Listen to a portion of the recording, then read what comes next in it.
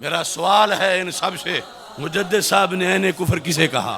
مجدد صاحب نے کس کو زندقہ کہا؟ یہاں یہودی کی بات ہے، کرسچن کی بات ہے، ہندو کی بات ہے، سکھ کی بات ہے، طاہر القادری سے لے کر اس فتنے کی چھوٹی بلیوں تک میں بول کے کہہ رہا ہوں، اگر کسی میں سکت ہے اس کا جواب دیں۔ یہ مکتوب پڑھ کے سنا ہے، یا وہ جس طرف لگے ہوئے ہیں کیا وہاں بھی کوئی مجدد الفسانی ہے؟ ان کی فکر میں آگے وہ کس کے مقلد بنے ہوئے ہیں؟ انہیں کلینی یا خمینی تو مل سکتا ہے، مگر مجدد الفسانی یا اعلی حضرت وہاں نہیں ملیں گے۔ وہ ملیں گے تو یہاں ملیں گے۔ ہماری اپوزیشن ہماری نہیں، اعلی حضرت کی اپوزیشن ہے، کیونکہ ہم اعلی حضرت کے جھنڈے کو پکڑے ہوئے ہیں۔ یہ کتاب بتا رہی ہے مجدد صاحب کا پرچم ہمارے ہاتھ میں ہے، ہم چھوٹے ہیں، ہے کسی میں دم تو سامنے آئے۔ میں بتا رہا ہوں یہ سارا ٹولہ ان کا جرم المستند میں لکھا ہوا ہے۔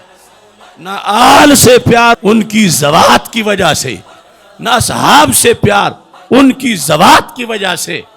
یہ شریعت مانگتی نہیں ہے، یہ شریعت میں جائز نہیں ہے۔ شریعت کیا کہتی ہے؟ کہتی ہے کہ ذات رسول صلی اللہ علیہ وسلم کو پیش نظر رکھو، پھر ذات رسول کے اصحاب سے بھی پیار کرو، ذات رسول کی آل سے بھی پیار کرو۔ یہ مکتوبات شریف اب میں بیماری دکھانے لگا ہوں، اور بالکل جو بندہ ہٹ دھرم اور ضدی نہیں، اسے نظر آئے گا اس پورے ٹولے کے اندر، وہ طاہر القادری ہو، وہ عرفان شاہ ہو، وہ عبد القادر شاہ ہو، وہ ریاض شاہ ہو، یہ جو بھی الا بلا جتنے بھی اکٹھے ہیں، میں بیماری دکھا رہا ہوں، یہ مکتوبات شریف سے دکھا رہا ہوں۔ وہ بتائیں، انکار کر کے دکھائیں۔ اس نقطے سے ہٹے ہوئے ہیں لوگ، یہ بیماری ہے، اور یہ میں دکھا رہا ہوں، اور یہ آئینہ ہے، اور یہ ان لوگوں میں پائی گئی ہے۔ اس پہ علماء بات کریں ان سے، اس کو دیکھ کر وہ تائب ہو جائیں۔ مولا علی کے بغض والے کی بات نہیں ہو رہی، یہودی کی بات ڈائریکٹ نہیں ہو رہی، ہندو سکھ کی نہیں ہو رہی، اس کی ہو رہی ہے جو کہتا ہے میں دیوانہ علی کا ہوں، لیکن سرکار کی نسبت سے نہیں، کہتا میں ڈائریکٹ مانتا ہوں، میں استقلالن مانتا ہوں، میں سرکار کے صدقے سرکار کے طفیل میں نہیں مانوں گا، میں مستقلن مانتا ہوں۔ بسم اللہ الرحمن الرحیم، رب اشرح لی صدری ویسر لی امری واحلل عقدۃ من لسانی یفقہوا قولی، رضیت باللہ ربا وبالاسلام دینا وبمحمد صلی اللہ علیہ وسلم نبیا ورسولا۔ اللہ اکبر، اللہ اکبر، اللہ اکبر، لبیک لبیک لبیک یا رسول اللہ صلی اللہ علیہ وسلم۔ الحمد للہ رب العالمین، والصلاة والسلام علی خاتم النبیین، سید الرسل وخاتم المعصومین، وعلی آلہ واصحابہ اجمعین۔ اما بعد فاعوذ باللہ من الشیطان الرجیم، بسم اللہ الرحمن الرحیم، واعتصموا بحبل اللہ جمیعا ولا تفرقوا، صدق اللہ العظیم وصدق رسولہ النبی الکریم الامین۔ ان اللہ وملائکتہ یصلون علی النبی یا ایہا الذین آمنوا صلوا علیہ وسلموا تسلیما۔ الصلاۃ والسلام علیک یا سیدی یا رسول اللہ وعلی آلک واصحابک یا حبیب اللہ۔ محبت سے درود و سلام کا نذرانہ پیش کریں۔ الصلاۃ والسلام علیک یا سیدی یا خاتم النبیین وعلی آلک واصحابک یا سیدی یا خاتم المعصومین۔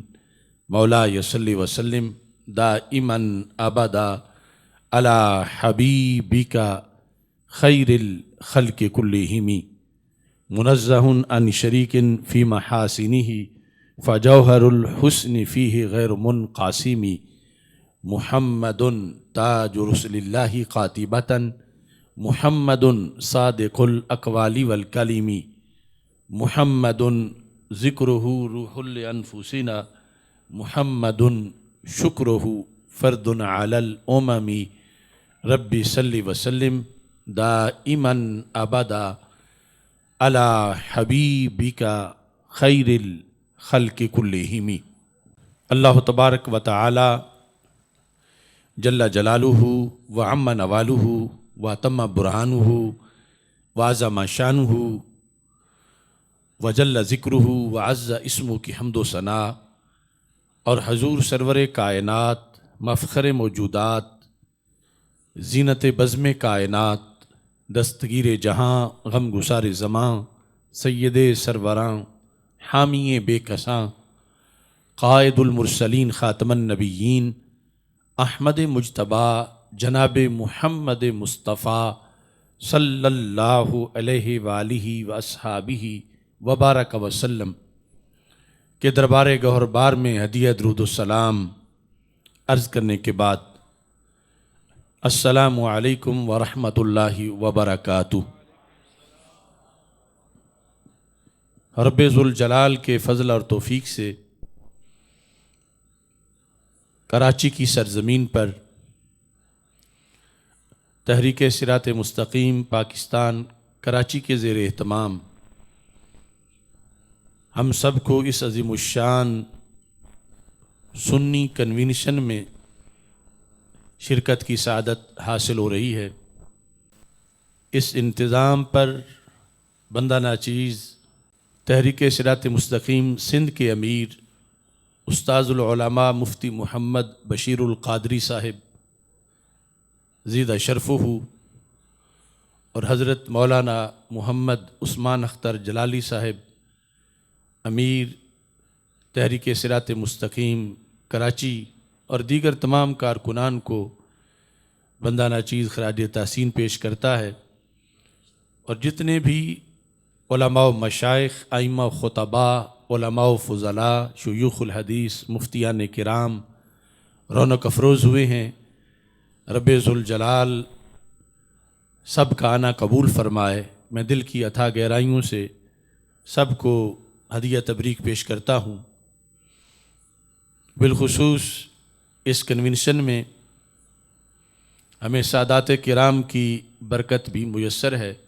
ہمارے نوجوان سکالر حضرت پیر سید محمد طاہر غضنفر شہابی صاحب زیدہ شرفہ اور پیر طریقت حضرت پیر سید غالب شاہ صاحب بخاری حافظہ اللہ تعالی، آپ رونق افروز ہوئے اور اپنے خطابات سے بھی ہمیں محظوظ فرمایا، اور آج کے اس کنونشن کی کرسی صدارت پر وہ شخصیت رونق افروز ہیں جو خانوادہ اعلیٰ حضرت عظیم البرکت قدس سر العزیز کی پاکستان کے اندر ایک چمکتی دمکتی نشانی ہیں۔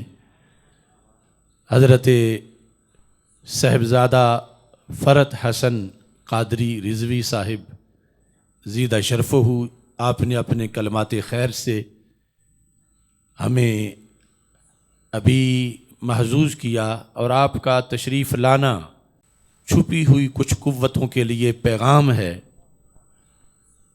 کہ بریلی شریف مرکز اہل سنت کا دست شفقت آج کن لوگوں پر ہے، اور کون ہیں جو امام احمد رضا بریلوی رحمہ اللہ تعالیٰ کا جھنڈا لے کے چل رہے ہیں۔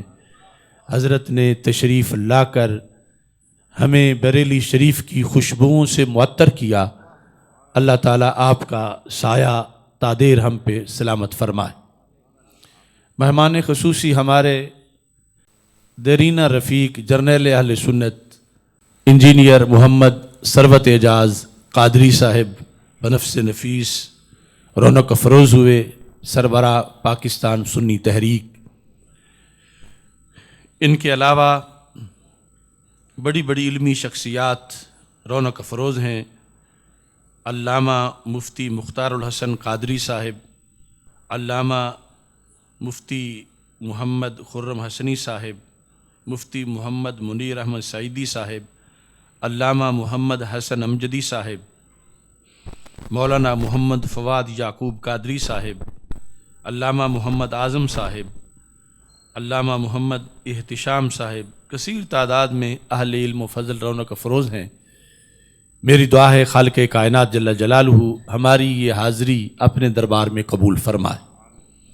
کافی تعطل کے بعد کراچی آنا ہوا، اور یہ آنا بھی دو جگہ مختلف ڈاکٹرز کے پاس میرا چیک اپ کا معاملہ تھا، تو ان دوستوں نے یہ چاہا کہ جب آپ دوائی لینے آ رہے ہیں تو کچھ دوائی دے بھی جائیں۔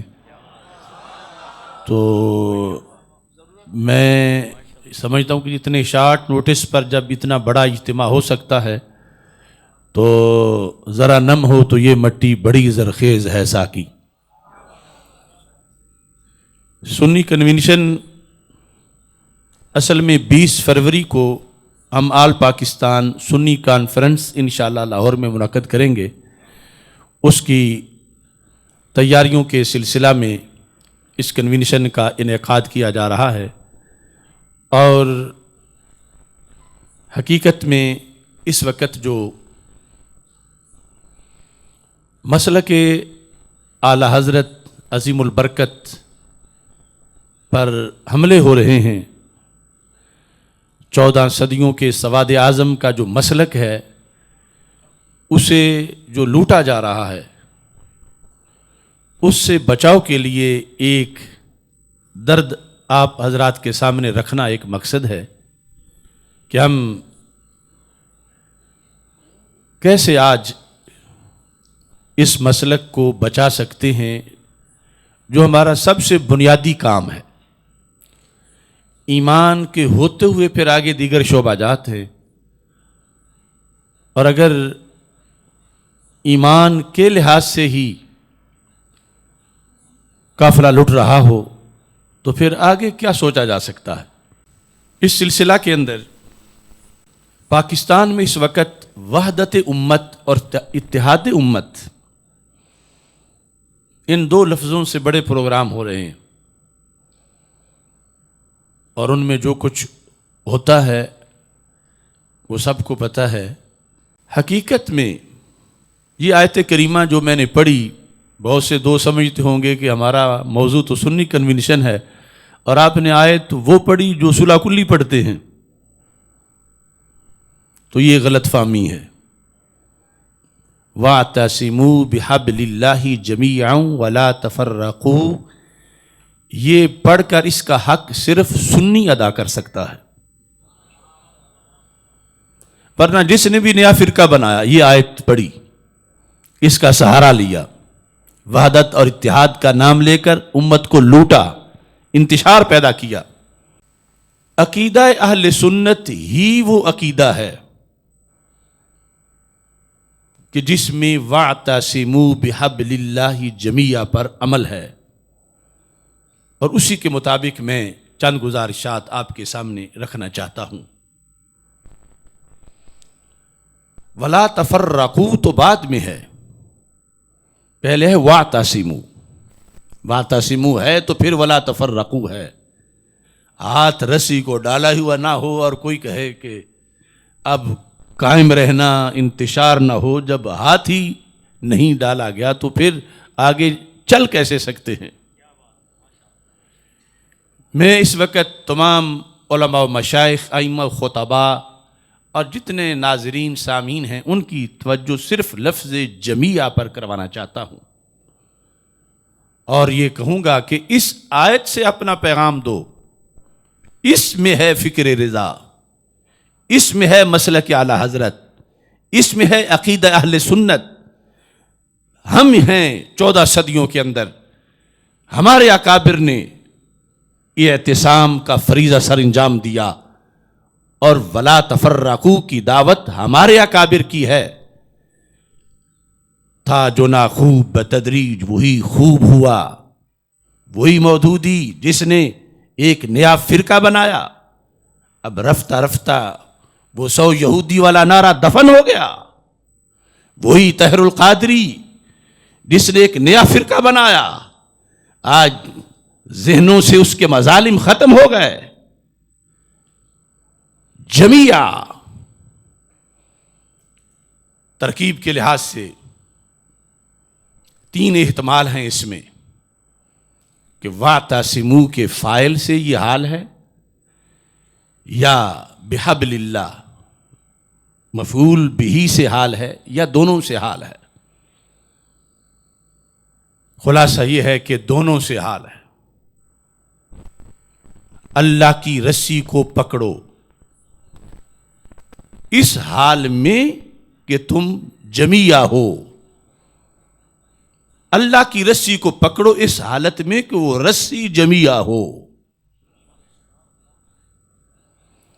اللہ کی رسی کو پکڑنا مطلقاً حکم نہیں، جمیعہ کی قید ہے، اور قید کے بغیر کسی حکم پر عمل کیا جائے تو وہ مامور بھی پہ عمل نہیں ہوتا.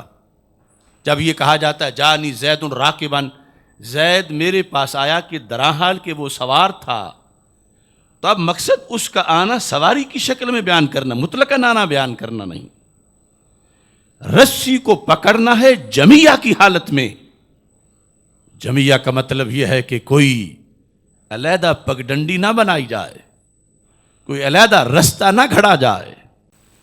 وہاں کھڑے ہو کے پکڑو جہاں کبھی صدیق اکبر نے پکڑی تھی، حضرت فاروق اعظم نے پکڑی، حضرت عثمان غنی، حضرت مولا علی رضی اللہ تعالی عنہم، حسنین کریمین، امام اعظم ابو حنیفہ، امام بخاری، امام مالک، امام احمد بن حنبل، حضرت غوث پاک، حضرت داتا گنج بخش اجمیری، حضرت خواجہ معین الدین چشتی اجمیری، حضرت بابا فرید، حضرت مجدد الفیسانی، اعلی حضرت امام احمد رضا بریلوی.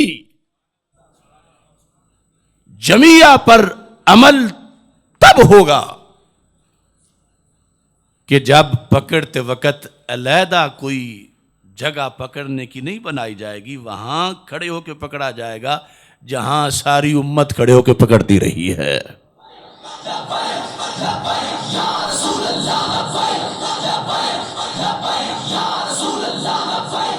مطلب کیا؟ واعتصموا مجتمعین، شذوذ نہ لاؤ، علیحدہ رستہ نہ بناؤ.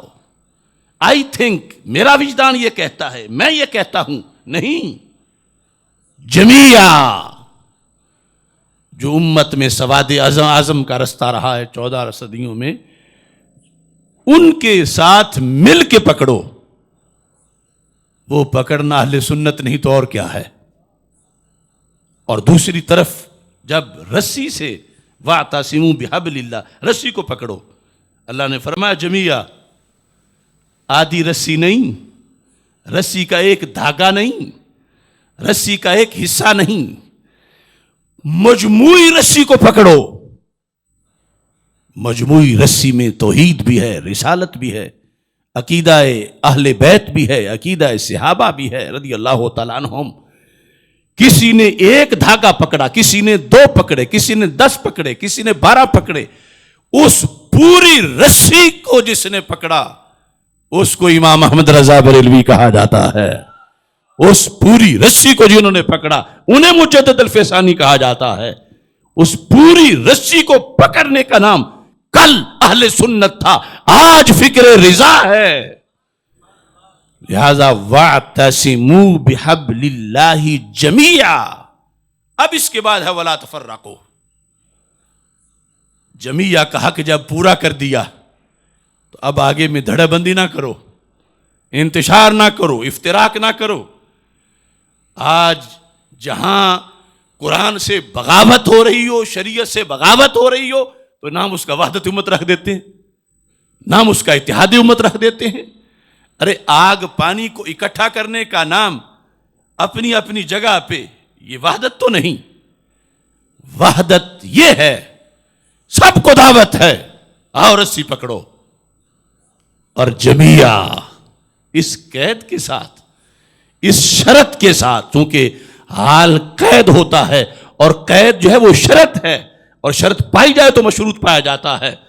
اس بنیاد پر یہ میں ہزارہا گھنٹے اس پر دلائل دے سکتا ہوں کہ وَاعْتَصِمُوا بِحَبْلِ اللَّهِ جَمِيعًا کا دوسرا نام مسلک اہل سنت و جماعت ہے.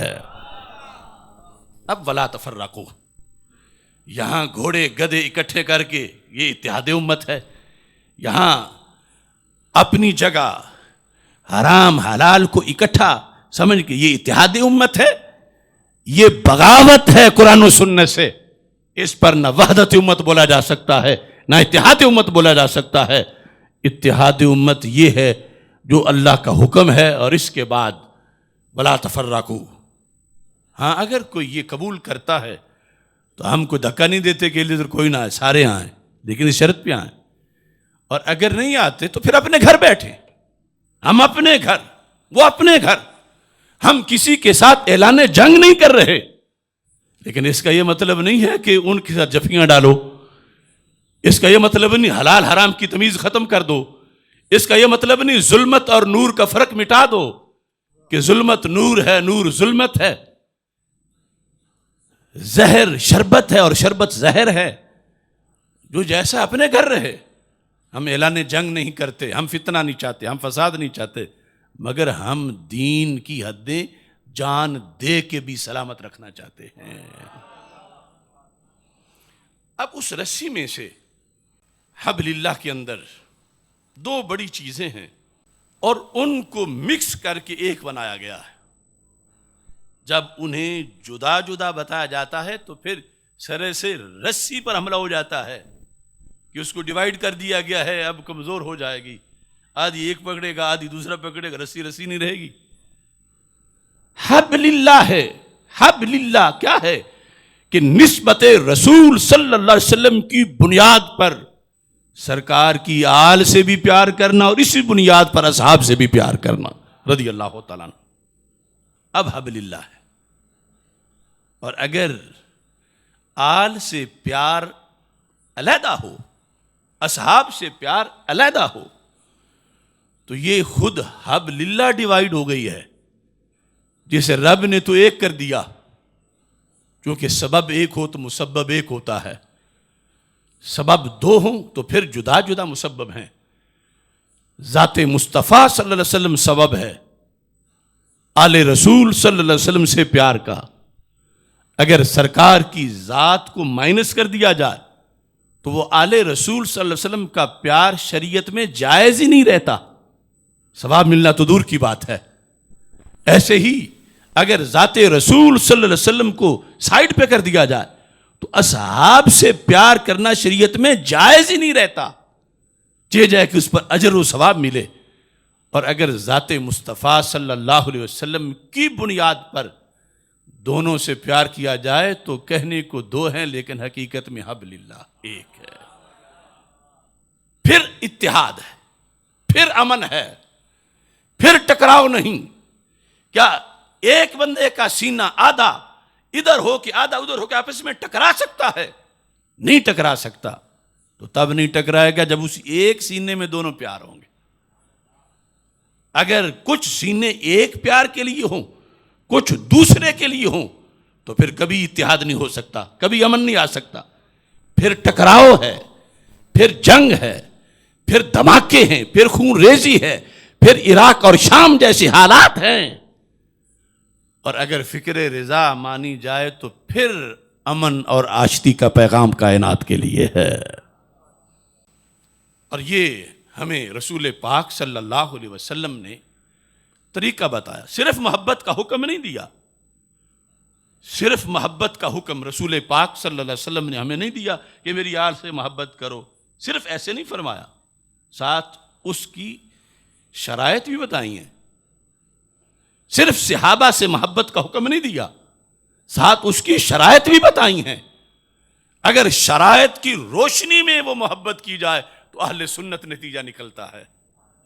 اور اگر شرائط چھوڑی جائیں تو ایک طرف رافضیت بن جاتی ہے، دوسری طرف خارجیت بن جاتی ہے. ہم اتنی جامعیت والے، ہم کیوں دھکے کھائیں کسی کے دروازے پر؟ ہمارے گھر سب کچھ ہے. جن کے پلے کچھ نہیں وہ بھیک مانگے آ کے ہم سے فارمولے کی. اتحاد اور امن کا فارمولہ ہمارے مسلک میں ہے، ہمارے سینے فطرت کے مطابق ہیں۔ دونوں محبتیں بیک وقت اکٹھی ہوں تو پھر سچی ہیں، اگر ایک ہو دوسری نہ ہو تو وہ سچی نہیں، وہ جھوٹ ہے، وہ منافقت ہے، وہ دجل ہے، وہ کذب ہے، وہ شریعت سے بغاوت ہے۔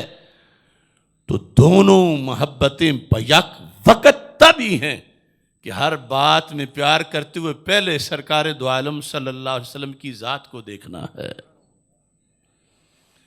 اصل میں آج المیہ یہ ہے کہ یہ تعین مشکل ہو رہا ہے کہ بیماری ہے کیا۔ اگر یہ پتہ چل جائے تو پھر علاج کرنے والوں کے لیے بھی آسانی ہے کہ یہ بیماری ہے اور یہ ہم نے علاج کرنا ہے، اور پھر یہ ہے کہ بیمار کو ماننے میں بھی آسانی ہے کہ وہ مان جائے میں بیمار ہوں۔ اب تو صورتحال یہ ہے کہ بیمار مانتا نہیں کہ میں بیمار ہوں، اور علاج کرنے والوں کو اکثر کو پتہ نہیں کہ بیماری ہے کون سی۔ تفضیلیت اصل بیماری پر مرتب ہونے والا ایک فتنہ ہے، اصل بیماری اور ہے، اسے پہچاننا چاہیے، اور وہ میں معاشرے میں دکھا کے اہل سنت کہلانے والوں کے اندر ابھی پکڑا دیتا ہوں، تمہیں نظر آئے گی سامنے۔ اور وہ جو کہتے ہیں کہ ہم پہ محض ویسے فتوے لگا رہے ہیں، میں بھی سامنے دکھاؤں گا کہ یہ تمہارے اندر تو پائی گئی ہے، تم کیسے کہتے ہو کہ نہیں پائی گئی۔ تو اس کے بعد ان کا بھلا یہ ہے کہ وہ مانے کہ وہ بیمار ہو گئے ہیں، اگرچہ کچھ دانستہ طور پر ہوئے ہیں، کچھ نادانستہ ہوئے ہیں۔ پنجابی میں کہتے ہیں گاجراں جی نہ کھا دیاں ڈھڈے انہاں دے پیڑ، کچھ مولیاں کھا گئے، وہ کیا بیماری ہے۔ تو حدیث شریف میں جو شرائط ذکر کی گئیں ان سے آج ہمیں وہ پتہ چلے گا۔ آج دیکھو حضرت مولا علی رضی اللہ تعالی عنہ یا محبت اہل بیت رضی اللہ تعالی عنہم میں روافظ تو روافظ ہیں، انہیں تو اپنی جگہ، وہ تو ام الامراض ہیں، یہ جن کی ہم شفا کا اہتمام کر کے ان کو سیدھا کرنا چاہتے ہیں، اگرچہ وہ ہمیں گالیاں دیں۔ ہمارے آقا صلی اللہ علیہ وسلم نے فرمایا احبو اہل بیتی لحبی، میرے اہل بیت سے میری وجہ سے پیار کرو، ان کی اپنی وجہ سے نہیں۔ یہ ہے فتنے کا باعث اس وقت، بلکہ بعض تو سرکار کو ان کا طفیلی بنا رہے ہیں۔ وہ جہنم میں گیا جو ان سے مستغنی ہوا ہے خلیل اللہ کو حاجت رسول اللہ کی۔ تو رسول اکرم نور مجسم شفیع معظم صلی اللہ علیہ وسلم نے فرمایا میری آل سے پیار کرو میری وجہ سے۔ تم نے پرائیویٹ ان کی پارٹی نہیں بننا مجھے چھوڑ کے، میری وجہ سے کہ وہ میرے آل ہے، میرے ذریعے ان کو ماننا ہے۔ اگر مجھے چھوڑ کے کوئی مانے گا تو پھر وہی ہوگا جو روافض نے لکھا کہ فرشتے سے غلطی ہو گئی، واہی تو مولا علی رضی اللہ تعالیٰ نے پہ آنی تھی اور غلطی سے وہ حضرت محمد صلی اللہ علیہ وسلم پر لے آیا۔ یہ ان کی درجنوں کتابوں میں لکھا ہے، اور یہ وہی ہے جو آج کے ناہنجار کئی ایسے سید ہیں جو شجرہ نسب بیان کرتے ہوئے کہتے ہیں ہمارا تو ابو طالب سے ملتا ہے، سرکار کو سائیڈ پہ رکھ کے آگے لائن جو سیدھی کر رہے ہیں۔ یہ ہے خلاف ورزی۔ سرکار فرماتے ہیں احبو اہل بیتی لحبی۔ اب چادر کے نیچے کون؟ یہ کہو کہ اللہ کے رسول صلی اللہ علیہ وسلم، رسول پاک صلی اللہ علیہ وسلم کی شہزادی، رسول پاک صلی اللہ علیہ وسلم کے داماد، سرکار کے نواسے۔ اور جب یہ کہو گے کہ ابو طالب کا بیٹا ابو طالب کی بہو، ابو طالب کے پوتے، یہ ہے سرکار کو چھوڑ کے ماننا. اور سرکار نے تو اس کا حکم نہیں دیا، احبو اہل بیتی لحبی، اور دوسری طرف فرمایا فمن احبہم فبحبی احبہم، کہ تم نے ابو بکر صدیق رضی اللہ تعالیٰ عنہ سے اس لیے نہیں پیار کرنا ابو قحافہ کا فرزند ہے،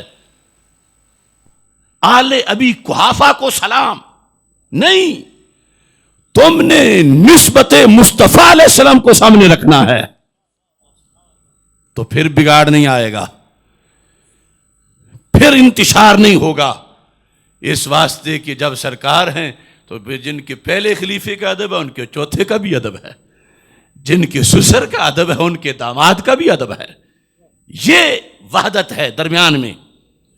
اور استقلالن ماننا، حضرت مولا علی رضی اللہ تعالیٰ عنہ کو استقلالن ماننا، حسنین کریمین رضی اللہ تعالیٰ عنہما کو استقلالن، ابھی میں وضاحت کروں گا، یہ صرف ناجائز ہی نہیں، کفر بھی ہے. صرف ناجائز نہیں کہ چلو ناجائز محبت ہوگی فائدہ کوئی نہیں ہوا، استقلالن ماننا حضرت صدیق اکبر رضی اللہ تعالیٰ عنہ کو صرف ناجائز ہی نہیں کفر بھی ہے. اور سرکار کی وسادت سے ماننا یہ عین اسلام ہے.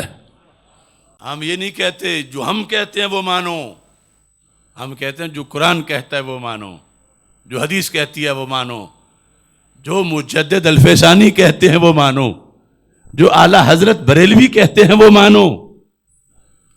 اور اگر وہ نہیں کہتے تو پھر ہمیں کہو کہ تم غلط بتا رہے ہو. اور اگر ہم شیشہ دکھا کر ثابت کر رہے ہیں کہ جس بیماری پر انہوں نے کفر کا فتویٰ لگایا وہ تو تمہارے جلسوں میں روزانہ نظر آ رہی ہے، تم کیسے کہتے ہو کہ تم روافض نہیں ہو؟ صرف تفضیلیت نہیں، استقلال ماننے سے بندہ زندیق بن جاتا ہے. اور نام کیا رکھا ہے؟ حب علی، نام رکھا حب صدیق اکبر. اور ادھر نتیجہ کیا ہے؟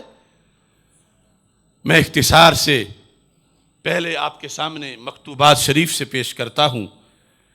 لوگ مجددی کہلا لیتے ہیں، مدارس کا نام مجددیہ رکھ لیتے ہیں، مگر آج صرف نام ہی رہ گئے، تقاضے ختم ہوئے. یہ مکتوبات شریف اب میں بیماری دکھانے لگا ہوں، اور بالکل جو بندہ ہٹ دھرم اور ضدی نہیں اسے نظر آئے گا اس پورے ٹولے کے اندر، وہ طاہر القادری ہو، وہ عرفان شاہ ہو، وہ عبد القادر شاہ ہو، وہ ریاض شاہ ہو، یہ جو بھی الا بلا جتنے بھی اکٹھے ہیں، میں بیماری دکھا رہا ہوں، یہ مکتوبات شریف سے دکھا رہا ہوں. وہ بتائیں، انکار کر کے دکھائیں، یا اس قد کا کوئی میرے مقابلے میں پیش کریں. یہ مکتوبات شریف کے اندر بتایا گیا کہ بندہ سنی کیسے بنتا ہے اور کیسے زندیق ہو جاتا ہے، رافضی ہو جاتا ہے، کیسے خارجی ہو جاتا ہے. ایک مثال صرف عرض کر کے پھر میں المعتقد المستند المعتمد اعلی حضرت رحمۃ اللہ علیہ کی اس سے صرف 2 عبارتیں ہی پیش کروں گا. اور یہ ہماری آنکھیں تو بند ہیں ان پہ. کون ہے آج یہ چھوٹے چھوٹے کیا پدی کا شوربہ وحدت امت میں، جن کو پتہ نہیں کہ امت کی قسم کون سی ہے، دعوت ہے یا اجابت ہے، جمیعن میں پتہ نہیں حال کس سے ہے، مطلب کیا ہے، اور یہ اپوزیشن ان اماموں کی بنتے ہیں. حضرت مجدد الفیسانی رحمۃ اللہ علیہ مکتوبات شریف کے اندر فرماتے ہیں، صفحہ نمبر 86 ہے، جلد نمبر 2، مکتوبات امام بانی دفتر دوم حصہ ششم. اگر کسے محبت امیر را، لفظ امیر مکتوبات شریف میں حضرت سیدنا مولا علی رضی اللہ تعالی عنہ کے لیے بولا جاتا ہے. اگر کسے محبت امیر را استقلالن اختیار کند. وہ لفظ میں نے جو بولا استقلالن، مستقلن. مستقلن کا یہ مطلب سمجھ لو کہ سرکار سے ہٹ کر اپنے طور پر. ویسے تو ہم سب میں محبت علی مستقل ہے کہ عارضی نہیں، ڈٹی ہے، پکی ہے، جمی ہوئی ہے. اس لحاظ سے تو ہم سب میں مستقل ہے. لیکن یہ استقلالن ہے سرکار صلی اللہ علیہ وسلم کے وسیلے کے بغیر، سرکار کی ذات کے بغیر، ڈائریکٹ ان سے. اگر کسے محبت امیر را استقلالن اختیار کند و حب حضرت پیغمبر صلی اللہ علیہ وسلم را درا مدخل ندہد از مبحث خارج است. مجدد صاحب کہتے ہیں اس کی تو بات ہی نہ کرو، وہ ہمارے موضوع میں ایمان والوں میں ہے ہی نہیں. یہ صرف مجددی کہلوانا نہیں، مجددی پیغام پھیلانا بھی ہے. از مبحث خارج است و قابل مخاطبت نہ. او تے منہ لانے والا ہی نہیں، قابل مخاطبت نہ. اتنا گندا ہے تے منہ لانے والا نہیں. دفاع کرو. یہ سنو، یہ جھپے مارتے ہیں جن سے ایوارڈ لیتے ہیں، وقابل مخاطبت نہ، یہ تو ملنے کے لائق نہیں. حالانکہ یہ اس طرح کے تو اب سنیوں میں بن چکے ہیں. وہ دوسری کمپنی تو ہے ہی علیحدہ. تھا جو ناخوب بتدریج وہی خوب ہوا. اچھا، یہ جو استقلالن مان لیتا ہے، اس نے کوئی جرم کیا؟ پیار ہی کر رہا ہے نا مولا علی سے. ہم یہ سمجھتے ہیں نا کہ علی علی کرنے سے جنتی ملنی ہے. لیکن یاد رکھو میرے آقا صلی اللہ علیہ وسلم نے فرمایا کہ حضرت مولا علی رضی اللہ تعالی عنہ فرماتے ہیں، مجھے سرکار نے فرمایا ان فیک مثلا من عیسیٰ، اے علی تمہارے اندر مجھے حضرت عیسیٰ علیہ السلام کی ایک جھلک، ایک وصف نظر آ رہا ہے. احبت النصارى وابغضت الیہود، ان کے بارے میں دو ٹولے جہنم میں گئے. یہود بغض کر کے، نصارہ پیار کر کے. پیار کی وجہ سے احبت النصارى، تو پیار والے کیوں گئے کہ جہنم میں؟ فرمایا انہیں وہ مانا جو رب نے بنایا نہیں تھا. فرمایا علی تمہاری وجہ سے بھی دو ٹولے جہنم میں جائیں گے، ایک تمہارے بغض میں اور دوسرا تمہارے غیر شرعی پیار میں. یہ حدیث کیوں نہیں بیان کی جاتی؟ بغض والا تو بیان کیا جاتا ہے. اللہ سب کو بغض علی کے کروڑویں حصے سے بھی بچائے، وہ نار ہے. لیکن یہ جو علی علی کرنے سے نار ہے، جس شرط پر انہیں وہ حضرت مولا علی رضی اللہ تعالیٰ عنہ یہلک فی اثنان، میں مانتا ہوں میرے بارے میں دو دھڑے جائیں گے جہنم میں، مجھے میرے رسول اللہ السلام نے بتا دیا. جو میں نہیں ہوں وہ مجھے مانیں گے، میں چوتھا ہوں وہ مجھے پہلا کہیں گے، وہ میری ولایت کو خلافت کے معنی میں لے کر. اب جو انہیں بتایا جاتا ہے جو نہیں، اور پھر محبت کے نام پر کہ ہم انہیں مانیں گے، کون ہمیں روک سکتا ہے؟ تو مولا علی کہتے ہیں پھر جہنم سے بھی کون تمہیں روک سکتا ہے؟ تو صرف ماننا ناجائز ہی نہیں، اس پر کیا خمیازہ بھگتنا پڑے گا جو استقلالن مانے، مستقلن. مجدد صاحب لکھتے ہیں، سننا، غرض او ابطال دین است، ایسے محب علی کا مقصد دین کو باطل کرنا ہے. غرض او، پیچھے ذکر آ رہا ہے کہ جو استقلالن مانتا ہے، منکر علی کی بات نہیں ہو رہی، مولا علی کے بغض والے کی بات نہیں ہو رہی، یہودی کی بات ڈائریکٹ نہیں ہو رہی، ہندو سکھ کی نہیں ہو رہی، اس کی ہو رہی ہے جو کہتا ہے میں دیوانہ علی کا ہوں. لیکن سرکار کی نسبت سے نہیں کہتا میں ڈائریکٹ مانتا ہوں، میں استقلالن مانتا ہوں، میں سرکار کے صدقے سرکار کے طفیل میں نہیں مانوں گا، میں مستقلن مانتا ہوں. تو مجدد صاحب فرماتے ہیں کہ اس بندے کا مقصد دین کو باطل کرنا ہے. غرض او ابطال دین است، اور ساتھ کیا ہے؟ وہدم شریعت، شریعت گرانا اس کا مقصد ہے. صرف اتنے میں سرکار کو چھوڑ کے استقلالن مان رہا ہے، اگرچہ آگے ماننے میں وہ بھی دوسری خلاف ورزی نہیں کر رہا کہ وہ کچھ مان جائے جو نہیں ہے، ماننے میں استقلالن مان رہا ہے، سرکار کی خیرات سمجھ کے نہیں، سرکار کے صدقے نہیں، سرکار کے وسیلے سے نہیں، سرکار کے توسل سے نہیں. تو ایسا ماننا دین کو باطل کرنا ہے، ایسا ماننا شریعت پہ حملہ ہے. تو کیا ہمارے معاشرے میں ایسا ماننا نہیں پایا جا رہا؟ یہ پورا دھڑا ان کے سینکڑوں ایسے ان کی تقریریں ہیں، ان کے طریقے ہیں، ان کے انداز ہیں جن سے استقلالن ماننا ثابت ہے، بلکہ اس پہ فخر کر رہے ہیں. اور اکابر ہمارے کہہ رہے تھے کہ استقلالن جو مانے گا اس سے کیا ہوگا؟ اس سے ابطال دین ہے، ہدم شریعت ہے، میخا حد کے بے توسط حضرت پیغمبر علیہ وعلی آلہ الصلاۃ والسلام راہ اختیار کند. یہ بندہ چاہتا ہے کہ سرکار کے وسیلے کے بغیر کوئی رستہ بنا لے، وہ اپنی لائن سیدھی کر لے سرکار کے بغیر. کیونکہ جو سرکار والی ہوگی اس میں تو صدیق بھی ہوں گے. یہ چاہتا ہے کہ میں اپنی علیحدہ بناؤں، علیحدہ لائن بنا لوں.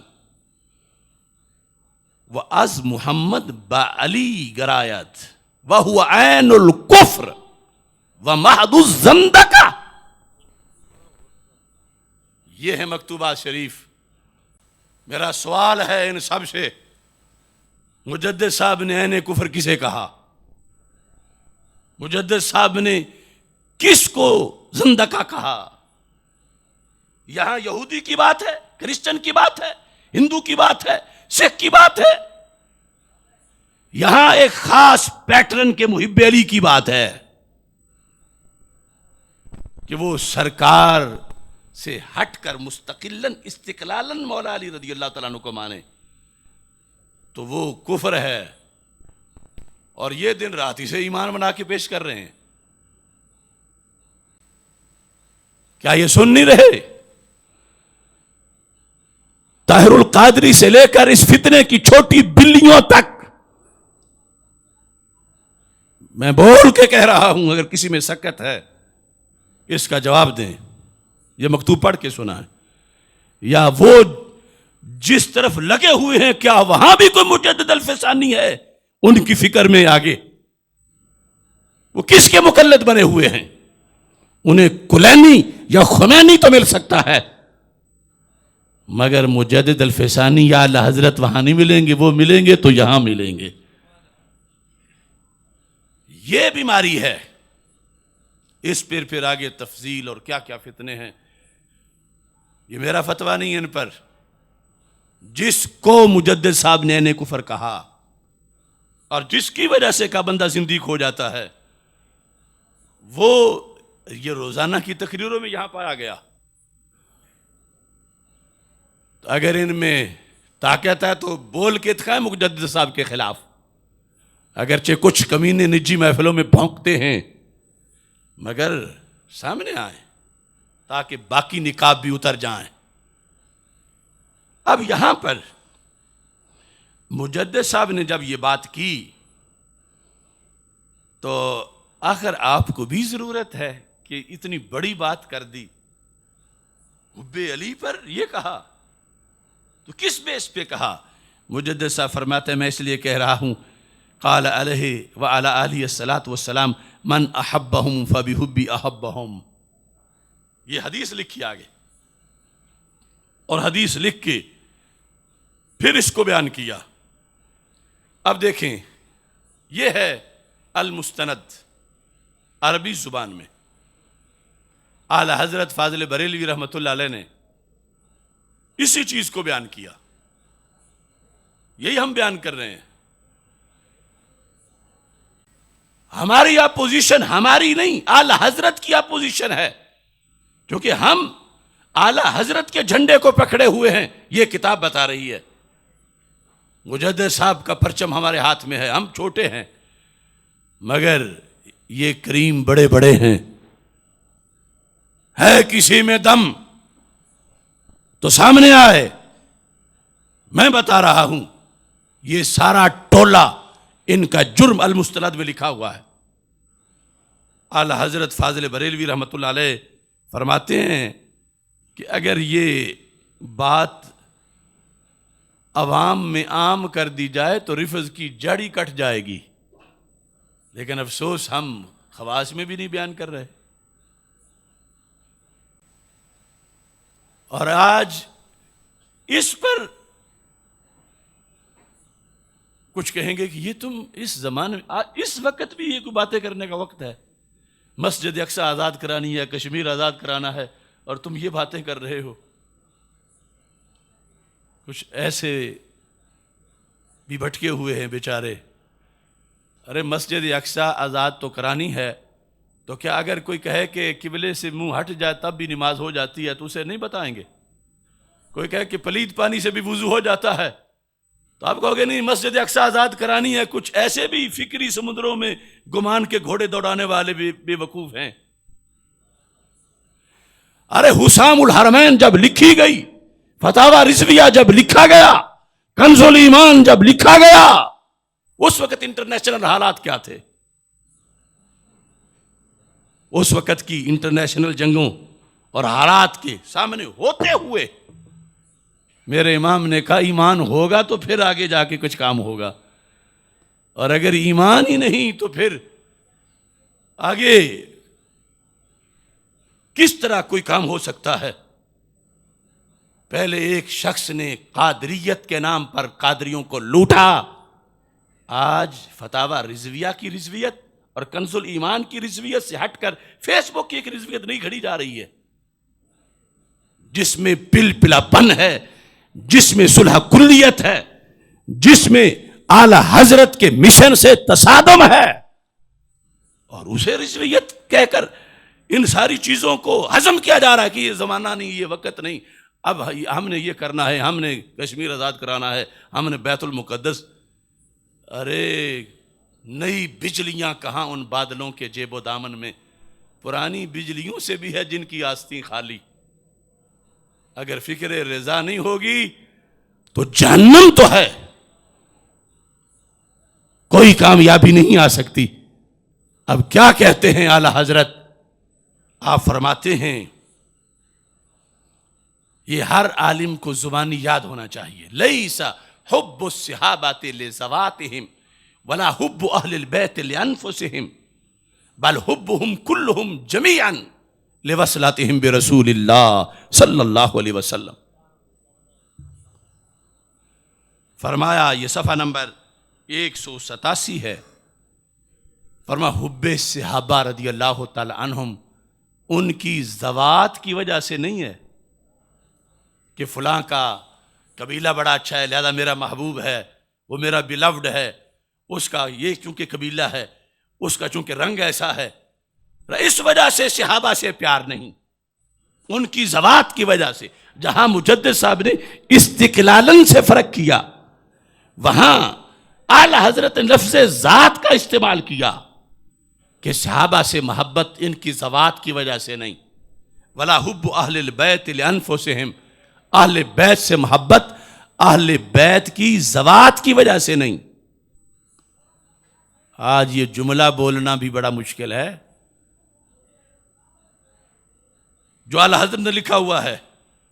یہی جرم ہے ہمارا. اسی جرم میں آج ہزاروں تیر ان کے نشانے پہ ہم ہیں. اعلی حضرت بتا رہے ہیں وَاعْتَصِمُوا بِحَبْلِ اللَّهِ میں حبل اللہ پر عمل کیسے ہوگا جمیعاً کی شکل میں؟ فرا صحابہ سے بھی ان کی ذوات کی وجہ سے پیار نہ کرو، اور آل بیت رضی اللہ تعالیٰ عنہم سے بھی ان کی ذوات کی وجہ سے پیار بولو نہ کرو۔ کیسے کرو؟ فرماتے ہیں بل حبہم جمیعا لوصلتہم برسول اللہ صلی اللہ علیہ وسلم، یہ ہے دین۔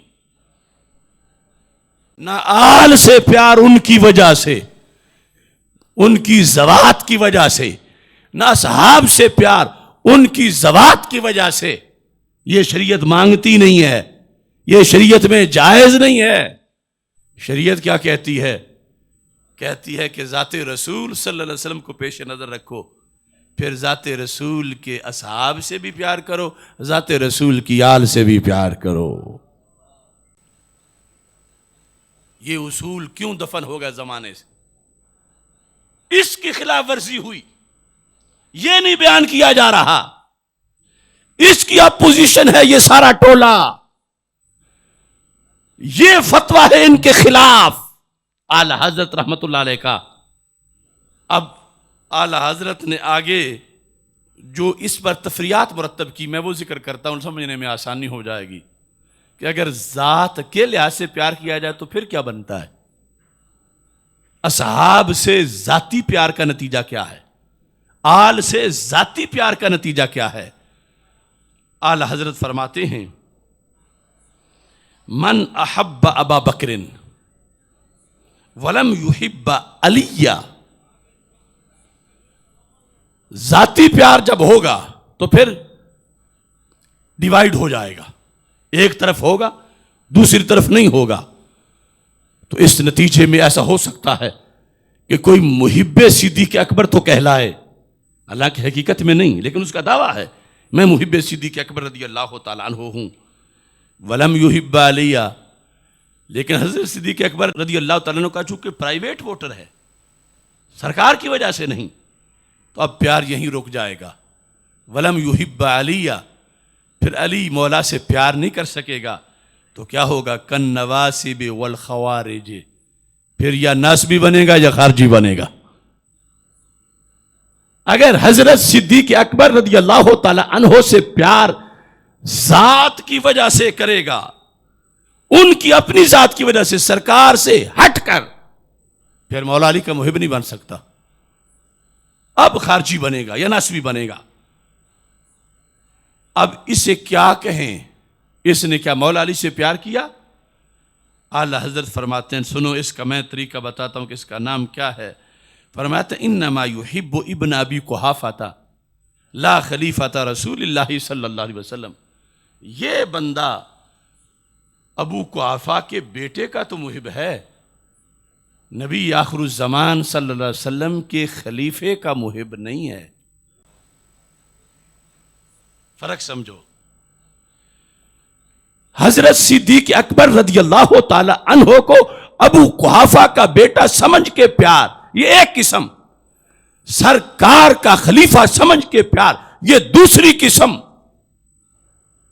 شریعت پہلی قسم پہ پابندی لگاتی ہے، چونکہ اس قسم سے پھر فتنے پیدا ہوتے ہیں، دھڑے بندی آتی ہے، پارٹی بازی بنتی ہے، ٹکراؤ ہوتا ہے۔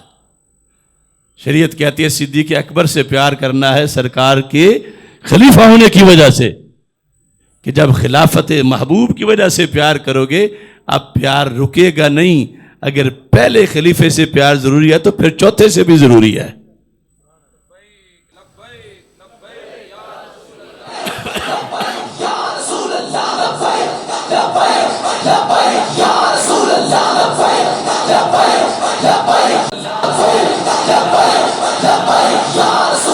یا صدیق یا علی، یا صدیق یا صدیق یا علی، یا علی، یا حسن یا حسن یا حسین یا حسین، تاجدار ختم نبوت، تاجدار ختم نبوت، تاجدار ختم معصومیت۔ اب دیکھو اعلی حضرت نے کوزے میں دریا نہیں کہ سمندر بند کیے ہیں، انما یحب ابن ابی قحافہ تھا، یہ خارجی ابن ابی قحافہ کا ووٹر ہے، یہ محب صدیق اکبر سچا نہیں، یہ حضرت ابوبکر صدیق کا ان کے اور کسی بنیاد پہ پیار کر رہا ہے۔ اسے کیسے پیار کرنا چاہیے؟ فرمایا اس کو پیار کرتے وقت یہ چیز سامنے رکھنی چاہیے، خلیفۃ رسول اللہ صلی اللہ علیہ وسلم و حبیبہ و صاحبہ، یہ حضرت صدیق اکبر سے پیار کرے ان کو سرکار کا خلیفہ سمجھ کے، حضرت صدیق اکبر رضی اللہ تعالیٰ عنہ سے پیار کرے انہیں سرکار کا محبوب سمجھ کے، حبیبہ، حضرت صدیق اکبر رضی اللہ تعالیٰ عنہ سے پیار کرے ان کو سرکار کا صاحب سمجھ کے، تو پھر شریعت والا پیار ہے، پھر قبول ہے، پھر سنی ہے، پھر جمیعہ پہ عمل ہے۔ اور اگر یہ چھوڑ کے کرے تو پھر جمیعہ پہ عمل نہیں، رسی ڈیوائیڈ کر رہا ہے، دھاگے بنا کے رسی کو کمزور کرنا چاہتا ہے، دشمن اسلام ہے۔ اب دوسری مثال بھی سنو، سینے پہ ہاتھ رکھ کے، وہ کیا ہے؟ ومن احب علی رضی اللہ تعالی عنہ ولم یحب ابا بکر، ایسا شخص جو دعوے دار ہے کس کا؟ کہ وہ حضرت مولا علی رضی اللہ تعالیٰ عنہ کا محب ہے، لیکن دوسری طرف طبیعت اس کی نہیں مانتی۔ ولم یحب ابا بکر، ابو بکر صدیق رضی اللہ تعالی عنہ سے پیار نہیں کرتا۔ اعلی حضرت کہتے ہیں وہ محب علی بھی نہیں ہے۔ کیوں؟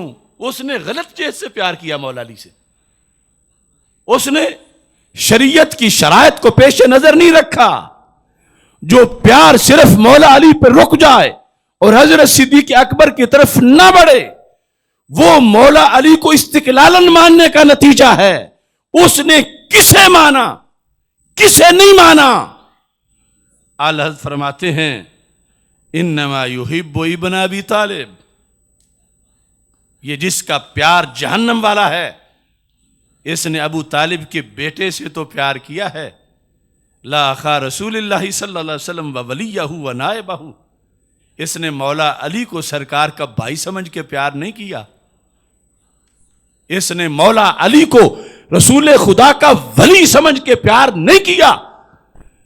یہ پیار تب معتبر ہوتا جب مولا علی سے سرکار کے ولی کی وجہ سے پیار کرتا، سرکار کا نائب ہونے کی وجہ سے پیار کرتا، رسول پاک صلی اللہ علیہ وسلم کا خلیفہ ہونے کی وجہ سے پیار کرتا، تو پھر حب علی منظور ہوتی۔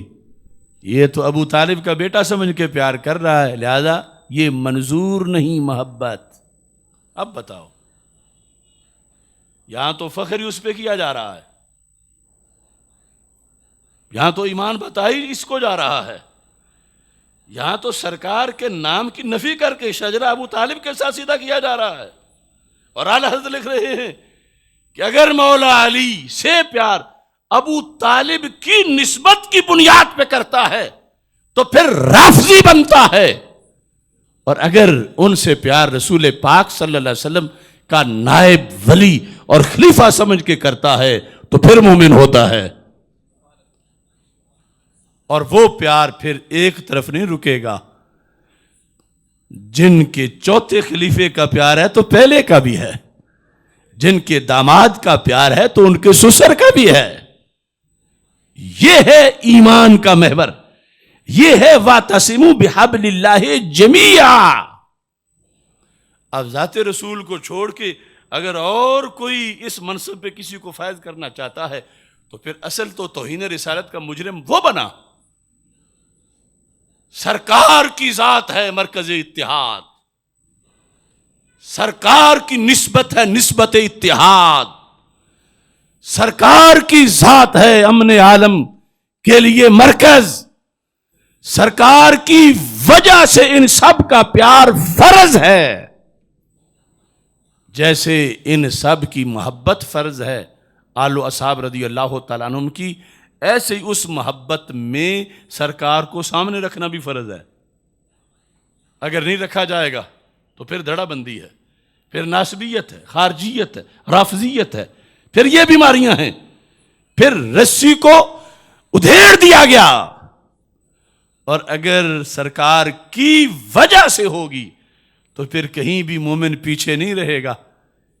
جو نسبت سرکار سے نوازے گئے مومن سب سے پیار کرے گا تو سکون اس کو ملے گا. اس نقطے سے ہٹے ہوئے ہیں لوگ. یہ بیماری ہے اور یہ میں دکھا رہا ہوں اور یہ آئینہ ہے اور یہ ان لوگوں میں پائی گئی ہے. اس پہ علماء بات کریں ان سے، اس کو دیکھ کر وہ تائب ہو جائیں اور واپس سے لوٹیں. اور تائب ایسے نہیں ہوں گے کہ جب منشور یہ ہو کہ اگر حضرت مولا علی رضی اللہ تعالیٰ عنہ سے یوں پیار کر لے پھر بھی ٹھیک ہے، یوں کر لے پھر بھی ٹھیک ہے، حضرت صدیق اکبر رضی اللہ تعالیٰ عنہ کو یوں کر لے پھر بھی ٹھیک ہے، یوں کر لے پھر بھی ٹھیک ہے. اس سے چند بندوں کی شخصیت تو پروموٹ ہو سکتی ہے مگر شریعت ناراض ہے.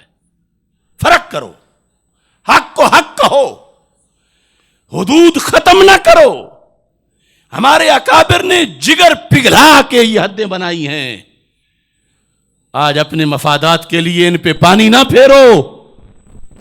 اس کو وحدت نہ کہو کہ جو حرام ہے حرام بھی رہے اور حلال کا وہ پارٹنر ہو، حلال حلال رہے اور حرام کا پارٹنر بھی ہو، ظلمت ظلمت رہے اور نور کا حصے دار بھی بنے، نور نور رہے اور ظلمت کا وہ حصے دار بھی ہو.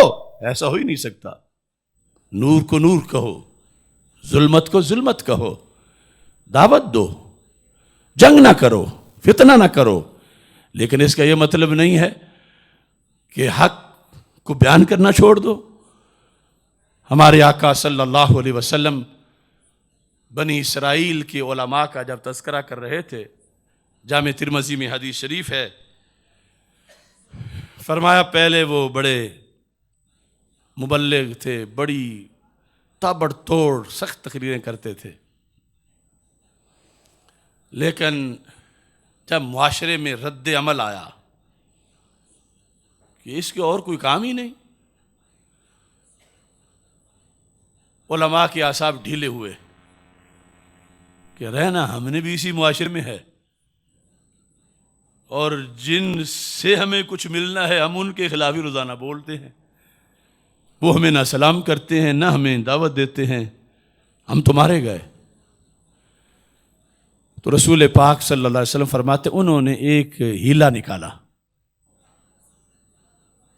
کہ آپس میں کوئی بیٹھنے کا کوئی طریقہ نکالا جائے اور نام دیا کہ ہم انہیں تبلیغ کرنا چاہتے ہیں، یہ صحیح ہو جائیں. اس طرح بیٹھ کے تو کیا ہوا، فرمایا کہ جالسوہم فشاربوہم فآکلوہم، اکٹھے بیٹھے تو پھر کھانا پینا، اکٹھی دعوتیں شروع ہو گئیں. نتیجہ کیا نکلا، ضرب اللہ قلوب بعضہم ببعض.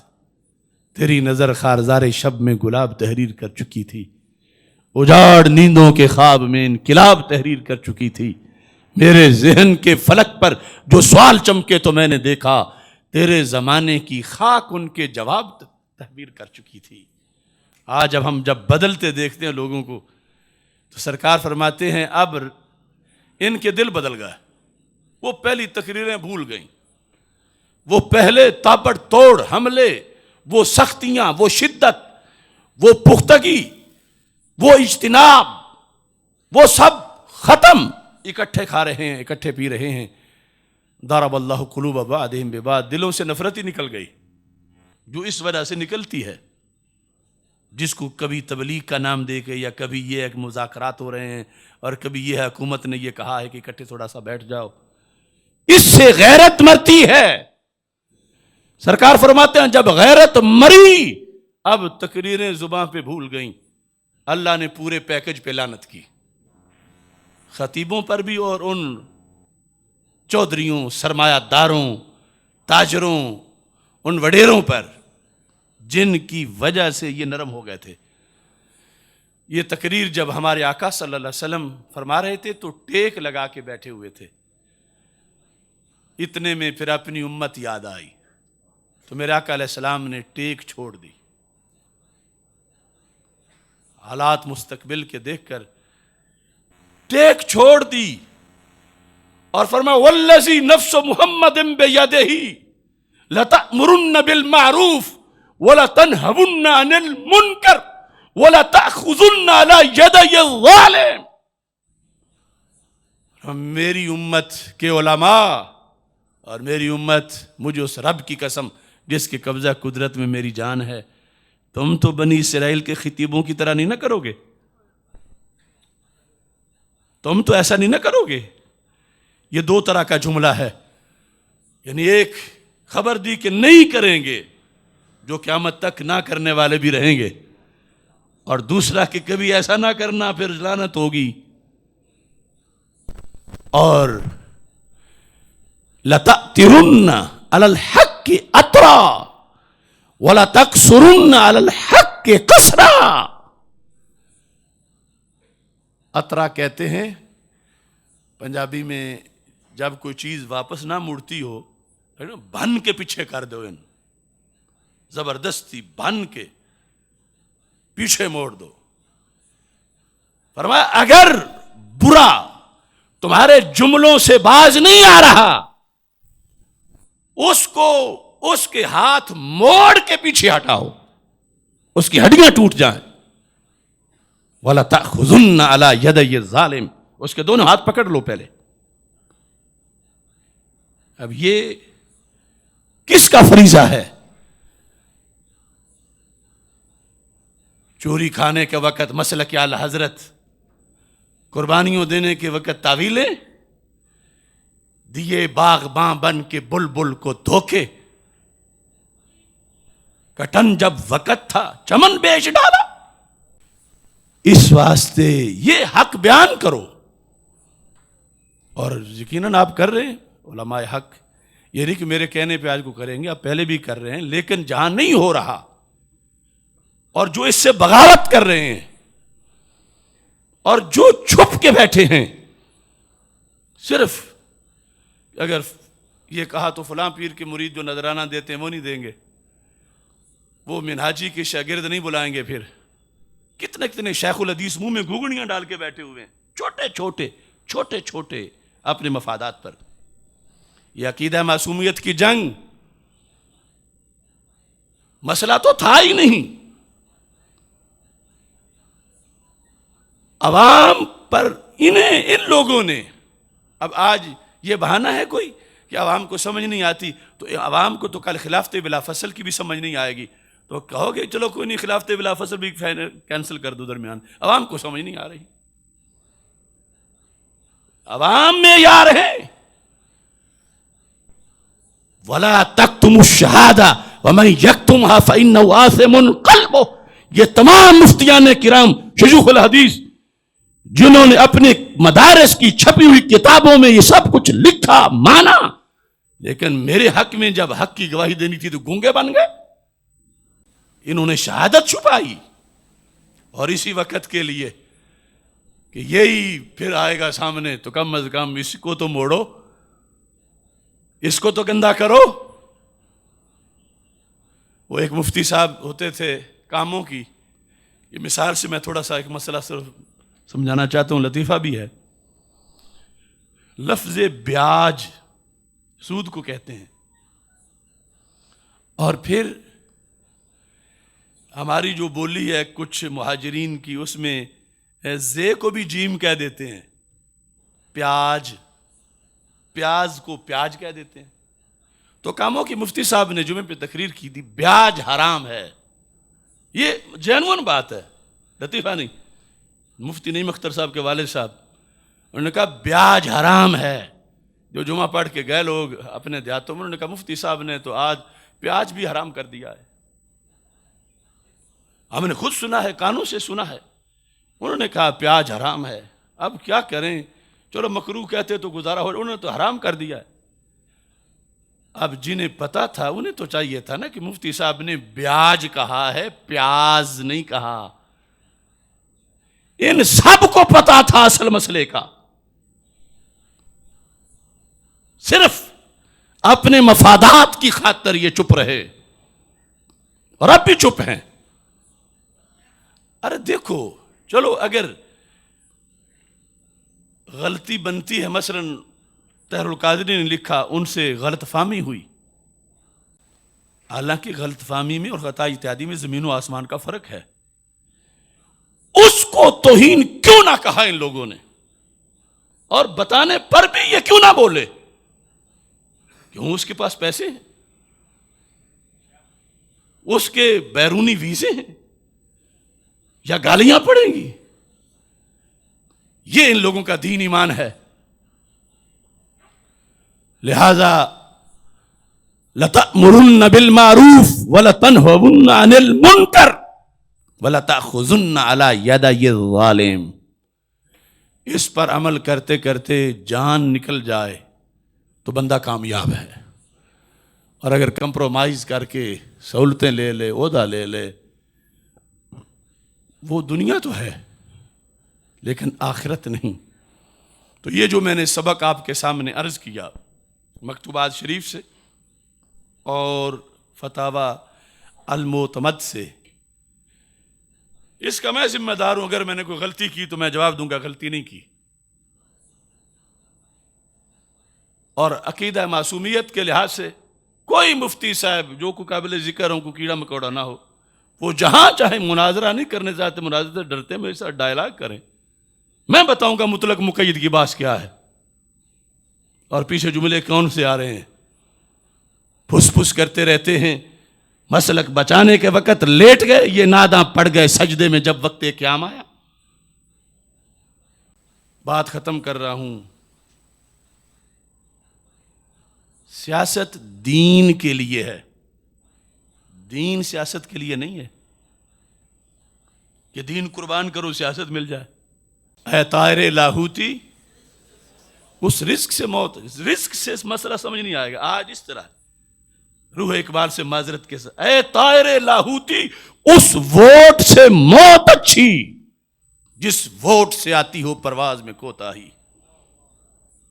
کچھ لوگوں کی نظر صرف ووٹ کی پرچی پر ہے، معاشر کے پرچے پہ ہے ہی نہیں۔